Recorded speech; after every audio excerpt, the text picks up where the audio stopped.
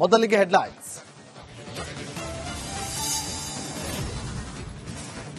ತಮಿಳುನಾಡು ಗೆಲ್ಲಲು BJP big plan. ರಾಜ್ಯಾಧ್ಯಕ್ಷ ಸ್ಥಾನಕ್ಕೆ ಅಣ್ಣಾಮಲೈ ರಿಸೈನ್. ನಯನಾ ನಾಗೇಂದ್ರನ್ಗೆ ಸಿಗುತ್ತಾ ಅಧ್ಯಕ್ಷಗಿರಿ ಚಾನ್ಸ್.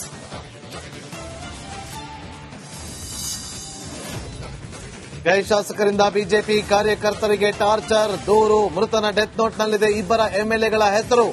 ಎಫ್ಐಆರ್ನಲ್ಲಿ ಇಲ್ಲ ಪೊನ್ನಣ್ಣ ಮಂತರ್ಗೌಡ ಹೆಸರು.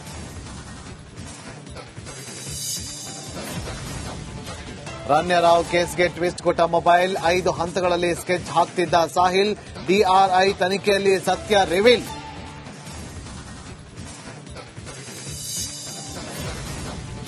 ವಕ್ಫ್ ಬಿಲ್ ವಿರುದ್ಧ ಕಾಂಗ್ರೆಸ್ ಓವೈಸಿ ಸುಪ್ರೀಂ ಮೊರೆ. ಕೇಂದ್ರ ಸರ್ಕಾರದಿಂದ ಷಡ್ಯಂತ್ರ ಎಂದ ಶಫಿ ಸಹಾದಿ. ಇತ್ತ ಮಾಜಿ ವಕ್ಫ್ ಬೋರ್ಡ್ ಅಧ್ಯಕ್ಷ ಮಣಪ್ಪಾಡಿಗೆ ಜೀವ ಬೆದರಿಕೆ.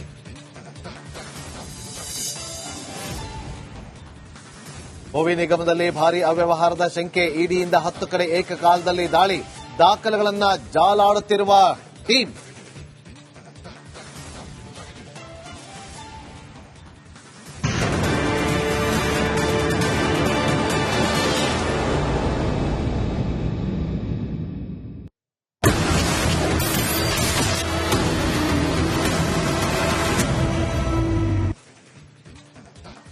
ಮುಂದಿನ ವರ್ಷ ಅಂದ್ರೆ 2026ರಲ್ಲಿ ತಮಿಳುನಾಡಿನಲ್ಲಿ ವಿಧಾನಸಭಾ ಚುನಾವಣೆ ಎದುರಾಗುತ್ತೆ. ಹಾಗಾಗಿ ಬಿಜೆಪಿ ಒಂದು ಮೆಗಾ ಪ್ಲಾನ್ ಅನ್ನ ಮಾಡಿಕೊಂಡಿದೆ. ಶತಾಯಗತಾಯ ಈ ಬಾರಿ ಒಂದು ಹಂತಕ್ಕೆ ಗೆಲುವನ್ನ ಸಾಧಿಸಬೇಕು ಅಂತ ಹೇಳಿ. ಹಾಗಾಗಿ ಮೊದಲ ಹೆಜ್ಜೆಯಾಗಿ ಅಣ್ಣಾಮಲೈ ಅವರಿಗೆ ರಾಜ್ಯಾಧ್ಯಕ್ಷ ಸ್ಥಾನದಿಂದ ನಿರ್ಗಮಿಸುವಂತೆ ಸೂಚನೆ ಕೊಟ್ಟಿದ್ರು. ಅದರಂತೆ ಅಣ್ಣಾಮಲೈ ಅವರು ತಮ್ಮ ಸ್ಥಾನಕ್ಕೆ ರಾಜೀನಾಮೆಯನ್ನ ಸಲ್ಲಿಸಿದ್ದಾರೆ. ರಾಜ್ಯಾಧ್ಯಕ್ಷರ ರೇಸ್ನಿಂದ ಹಿಂದೆ ಸರಿದಂತ ಅಣ್ಣಾಮಲೈ ಅವರು ತಮಿಳುನಾಡು ಬಿಜೆಪಿಗೆ ನೂತನ ಸಾರಥಿ ಆಗ್ತಾರೆ. ನಯನಾ ನಾಗೇಂದ್ರನ್ ಅನ್ನೋದು ಬಹುತೇಕ ಉನ್ನತ ಮೂಲಗಳಿಂದ ಸಿಕ್ಕಿರುವಂತಹ ಮಾಹಿತಿ. ಅಧಿಕೃತವಾದಂತಹ ಘೋಷಣೆ ಆಗಬೇಕು. ಗತಾಯ ತಮಿಳುನಾಡಲ್ಲಿ ಗೆಲುವನ್ನ ದಾಖಲಿಸಬೇಕು ಅಂತೇಳಿ ಬಿಜೆಪಿ ಮೆಗಾ ಪ್ಲಾನ್ ಅನ್ನ ಮಾಡಿಕೊಂಡಿದೆ.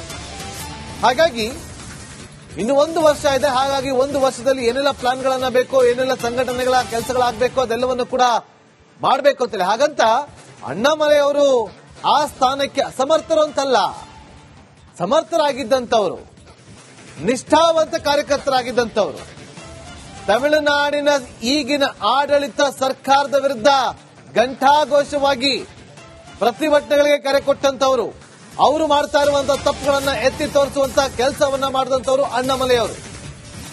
ಈಗ ತಮಿಳುನಾಡಿನಲ್ಲಿ ಬಿಜೆಪಿ ದಿಗ್ವಿಜಯಕ್ಕೆ ಮೈತ್ರಿ ಮಂತ್ರ